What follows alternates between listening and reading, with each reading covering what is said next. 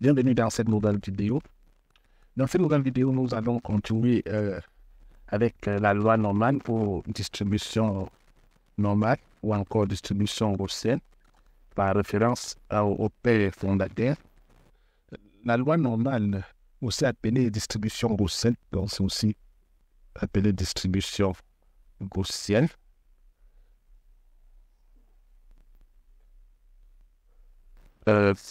Non, c'est une distribution de probabilité continue. Bon, on va mettre l'accent ici sur probabilité continue, probabilité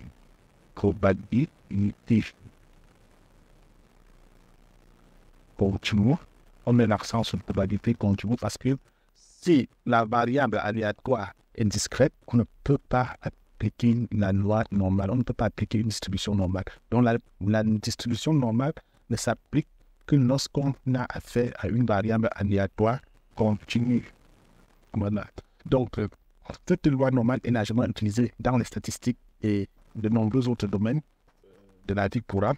C'est même pourquoi on l'appelle loi normale parce qu'elle est utilisée dans la vie normale, dans la vie courante, en médecine, en chimie. Donc, la loi normale est caractérisée par une courbe symétrique en forme de cloche. Donc, sa principale caractéristique, c'est cette courbe de cette courbe en forme de cloche. On a ici la moyenne qui est le centre de symétrie. Peut-être ce qu'on a 50% de tous les côtés de la courbe. Donc, cette loi est caractérisée par la courbe en précédent. Quand vous avez votre série de données et que vous essayez de représenter cette courbe en cause, vous essayez de représenter la fonction de densité de probabilité et que vous n'obtenez pas une courbe en forme de cloche comme celle-ci, c'est que votre distribution, votre série de données ne suit pas une voie normale. Donc, elle est caractérisée donc par une courbe symétrique en forme de cloche et est définie par deux paramètres. Le premier, c'est la moyenne, qu'on note généralement en nu. On peut aussi noter ça petit m. Et le deuxième paramètre, c'est l'écart type qui est sigma. Donc, on le note sigma. Oui, donc on dit qu'une variable aléatoire x suit une loi normale si elle est caractérisée par ces deux paramètres-là, la moyenne et l'écart type. La loi normale est représentée par une fonction de densité qui est celle-ci. La loi normale est représentée par cette fonction de densité. Donc, f de x égale à f sur sigma racine de 2 pi exponentielle x moins nu au carré sur 2 sigma au carré. Donc, vous voyez que tout à l'heure, je vous ai dit que la loi normale était caractérisée par deux paramètres. Donc, dans sa fonction de densité, vous voyez que les seuls paramètres qu'on a là, c'est sigma qui est l'écart type et nu qui est la moyenne. Donc, ici, dans cette fonction, x représente notre variable aléatoire. Donc, x représente notre variable aléatoire. Et sigma, on a déjà dit, c'est l'écart type. L'écart type et nous, ici, c'est la moyenne. C'est la moyenne. Exponentielle. Et xp, c'est l'exponentielle. La loi normale a pour première propriété la symétrie de la courbe de la densité de probabilité par rapport à la droite d'équation f de x égale à mu. Donc, cette courbe qu'on a appelée courbe en cloche, cette courbe doit être symétrique par rapport à la droite d'équation f de x égale à mu.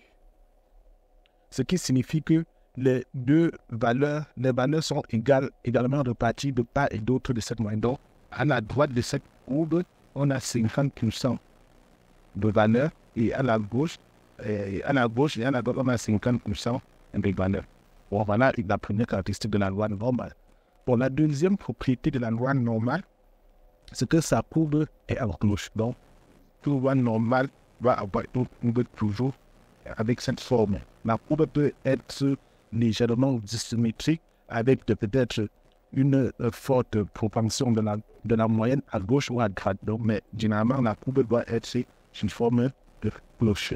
Bon. La troisième caractéristique ou la troisième propriété de la loi normale, ici, ce sont ces paramètres qu'on a déjà définis. Il y a la moyenne. Il y a la moyenne nu. Puis il y a l'écart type. Puis il y a l'écart type. Donc, voilà les propriétés de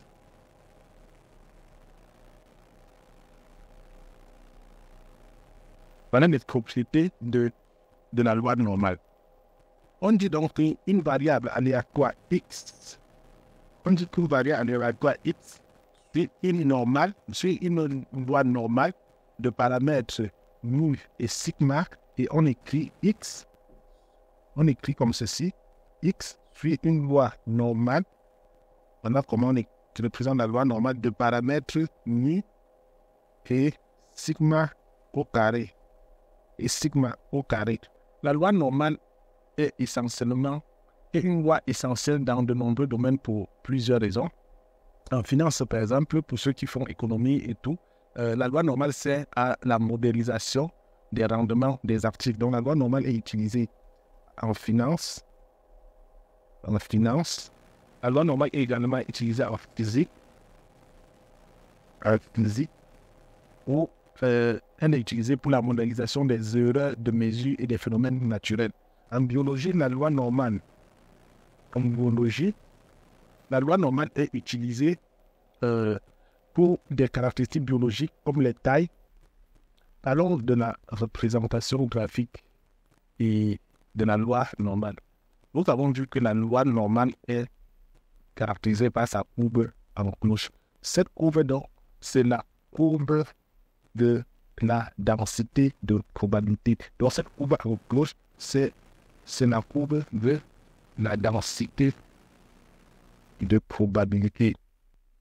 Donc, si on vous dit de tracer la courbe de la densité de probabilité, comprenez qu'il s'agit de cette courbe de la distribution normale qu'on appelle généralement courbe en cloche, qui est généralement notée f de x.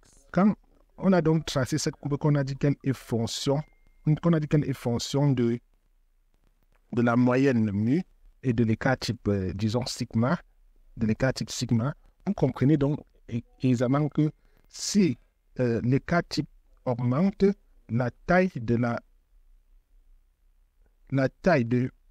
la courbe augmente également. Donc, si on augmente l'écart type, la taille de la courbe augmente. Et si on augmente la moyenne, la courbe va se déplacer sur l'axe des ordonnées. Ainsi, donc, on aura des courbes qui seront très proches ou très éloignées par rapport à 0. Donc, voilà quelques éléments à connaître sur les paramètres mu et sigma qui sont les moyennes et les cas types de la loi normale. Une loi normale n